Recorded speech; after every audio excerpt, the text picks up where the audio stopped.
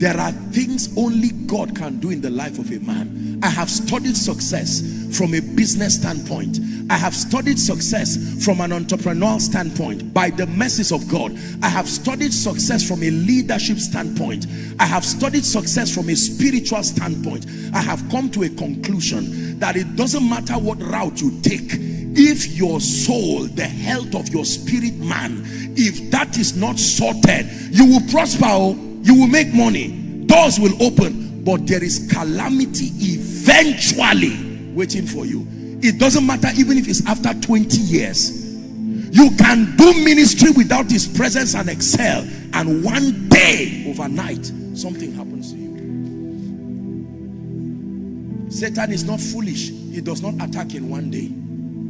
He gives you room so that you can continue without God's presence, so that you can continue without your fire. Listen to me. I came here by the Spirit tonight to challenge you, using my life and to honor your sacrifice of coming to this place. For some of you, what God is calling you to do now, He's saying, son, I've always cried for your attention. You've gotten so busy trying to make life work, busy trying to build a house, not knowing that except the Lord builds a house, they labor in vain that build it. Except the Lord watches over a city, the watchman watcheth but in vain. There are people by the mercies of God that I've met in my life today, and it's almost like a dream. I would never have imagined that at this point in my life. By what connection would I have gotten to that level? But God for you. When he finds your heart, who is God speaking to? When God can find your heart, there are many things that happen in the secret place that becomes your security. Number one is a circumcision that happens within your heart, because you see, the tendencies of men is such that until God vets you, even you can deceive yourself. The Bible says the heart of man is desperately wicked. Oh God, bless me and I will bring the money to church. It's a lie. You are sincere, but you are still lying. You don't even know the state of your heart. The Bible says that the heart of man is deceptive above all things. You know what it means to have plenty and it does not affect your passion for God? You know what it means to be lifted and still be humble and remain on your knees? It is not human. It is not natural. It is a circumcision that happens when you stay with him. When God demands that you stay, he's not delaying your growth. When God demands that you stay, he's not wasting your time. My dear sister, hear me. I'm speaking to you by the Spirit. Don't let naysayers make you feel that the time invested in God's house, the time invested in building your health, capacity in the spirit. When you plant, sometimes the plant does not just sprout and start bearing fruit.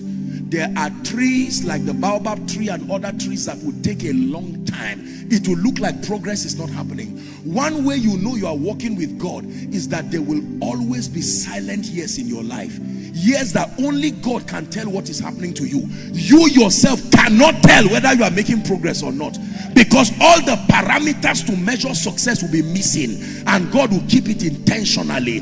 He will teach you to be used to him without things and be comfortable before he brings things. Did you hear what I said?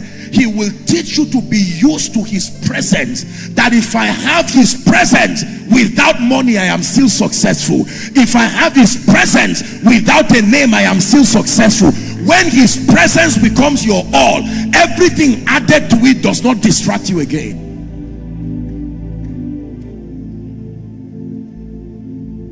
The psalmist said, among the many things I desire to restore, restore my soul.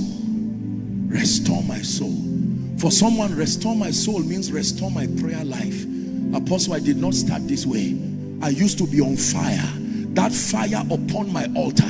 For some of you, it was so whilst you were on campus, before you became a businessman, while you were a faithful member of a fellowship, it was prayer every time. And by that momentum, you were gaining ascendance in the spirit. You began in the spirit. Who distracted you? What distracted you now? For some, family life became the temptation and the bait Satan used to distract you. Others, ministry.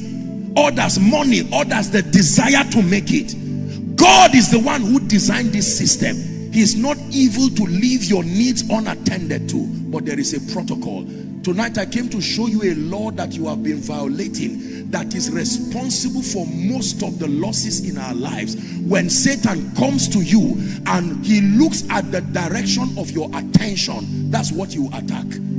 When he looks at the direction of your attention and he finds it at fame or money, he will attack that area. But when he finds your eyes fixed on Jesus, that while your account is multiplying, your eyes is still on Jesus, because you have been trained in the secret place, that every time you look away from him, the waters will sink you, Peter.